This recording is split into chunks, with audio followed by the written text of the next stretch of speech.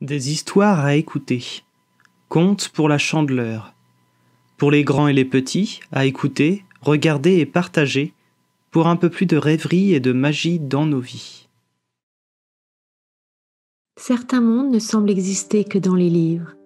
Ils sont si féeriques qu'ils paraissent tout droit sortis de notre imagination.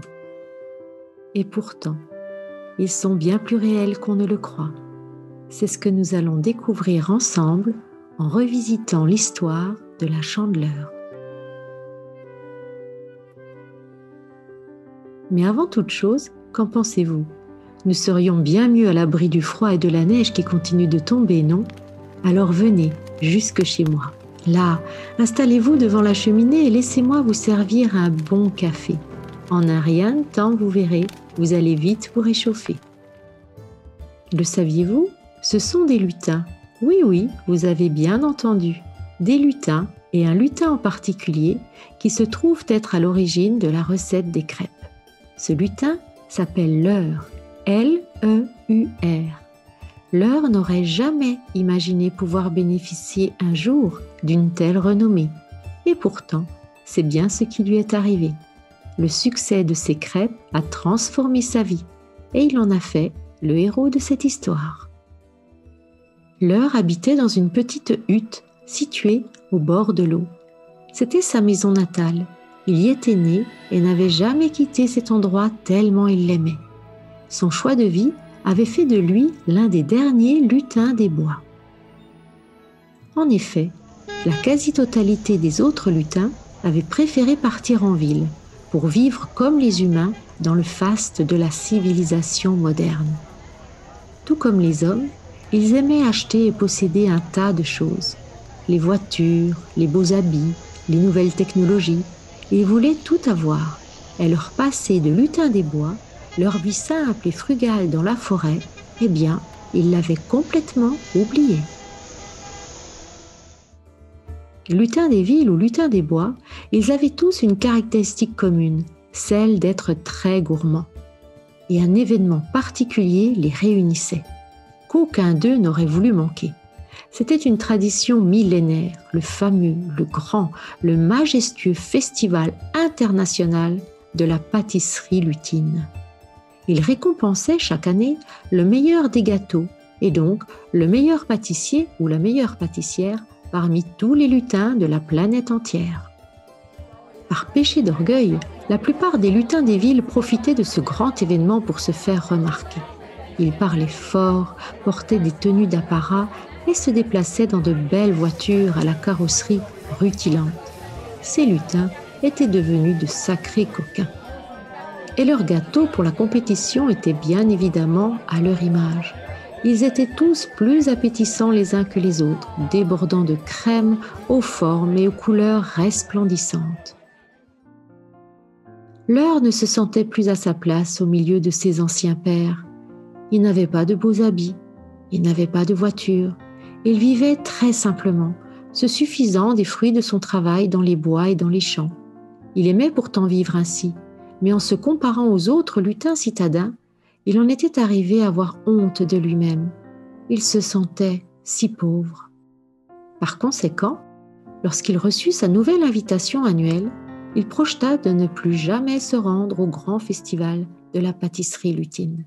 Mais aucun lutin n'avait pris une telle décision avant lui. La coutume, c'était d'y aller. Comment allait-il pouvoir assumer son choix face aux autres ? Tous ces doutes dans sa tête le faisaient se sentir coupable et le rendaient encore plus malheureux qu'il ne l'était déjà. Alors, il se rendit chez l'oracle dans l'espoir d'obtenir son assentiment et de pouvoir ainsi soulager sa conscience. Mais l'oracle ne lui donna pas raison. « Leur, lui dit-il, tu dois participer à ce festival. Ta place est là-bas, parmi tous les tiens. Et cette année spécifiquement, ta présence sera d'une importance capitale. » « Mais comment est-ce possible ? Lui répondit Leur. J'ai si peu de choses, je suis si peu de choses. Je n'ai rien à offrir de particulier. Je ne suis pas assez riche pour acheter de quoi confectionner un splendide gâteau. Écoute-moi bien, insista l'oracle. C'est ce que l'on fait avec le cœur et non avec l'argent qui est le plus important. Emporte de quoi faire ta pâtisserie habituelle et pars à ce festival. Allez, fais-moi confiance, Fleur, et surtout, mets-y tout ton cœur. Fleur obéit à l'oracle, non sans quelque réticence toutefois. Il prit les ingrédients nécessaires pour faire sa pâtisserie habituelle, c'est-à-dire des crêpes, le plus simple et le plus modeste de tous les desserts. Juste quelques œufs, du lait, du beurre, de la farine et un peu de sel et du sucre.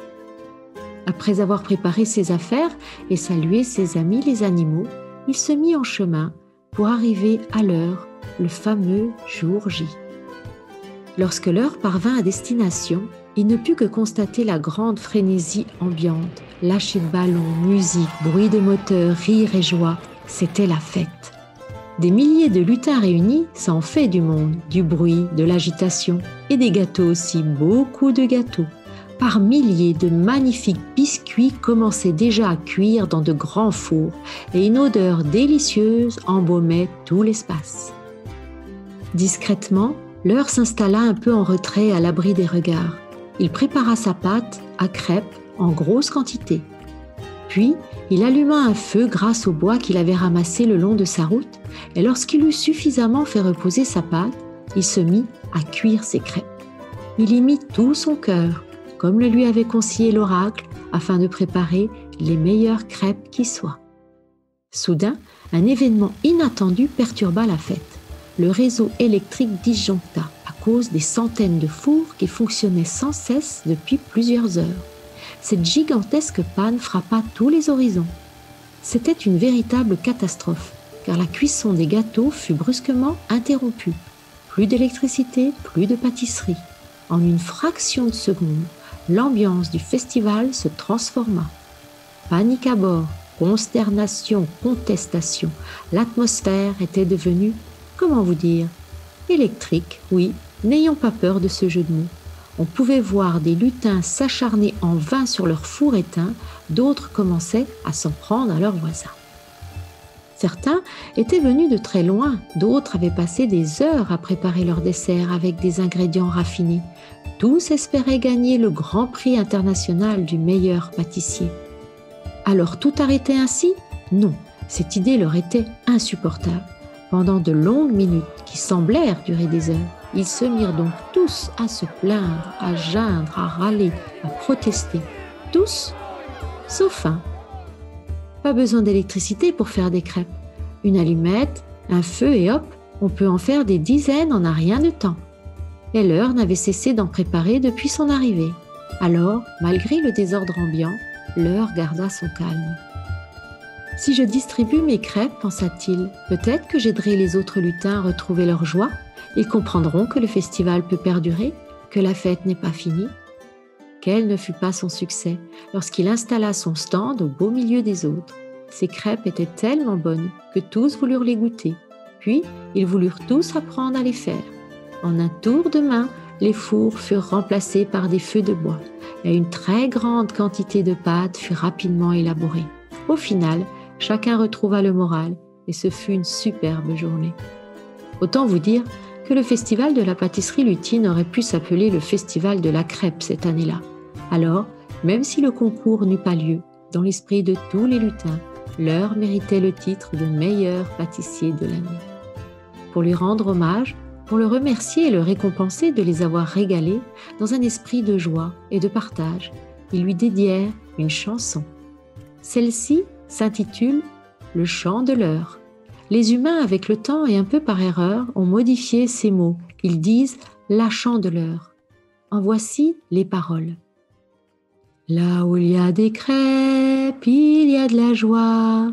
Là où il y a des crêpes, il y a de la joie. Avec du sucre, elles se mangent comme ça, simple et délicieuse, avec les doigts.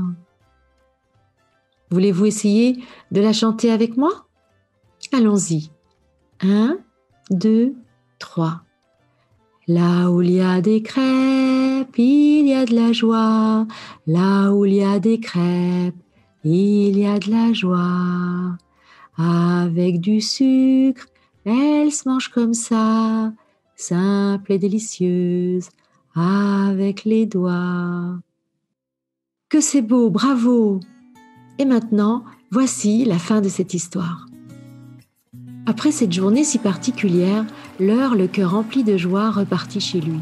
Il ne se sentait plus pauvre, car il était riche de toutes les bonnes émotions et toute l'amitié qu'on venait si chaleureusement de lui témoigner.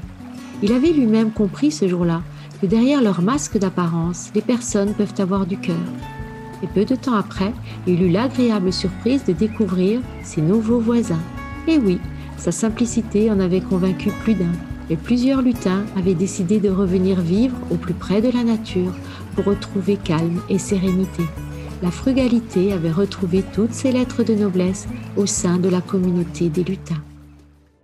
Avec une fin aussi heureuse, on peut se demander si cette panne d'électricité était vraiment fortuite.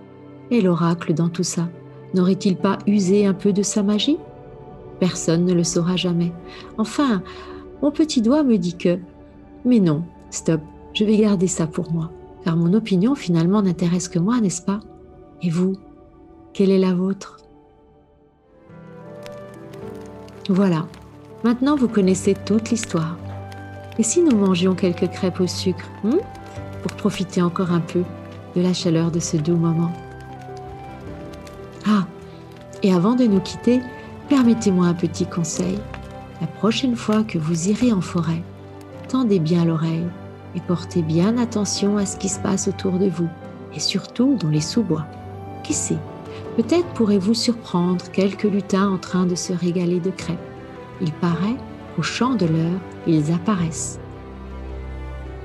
Je vous dis au revoir et à bientôt pour une prochaine histoire. Bonne chandeleur!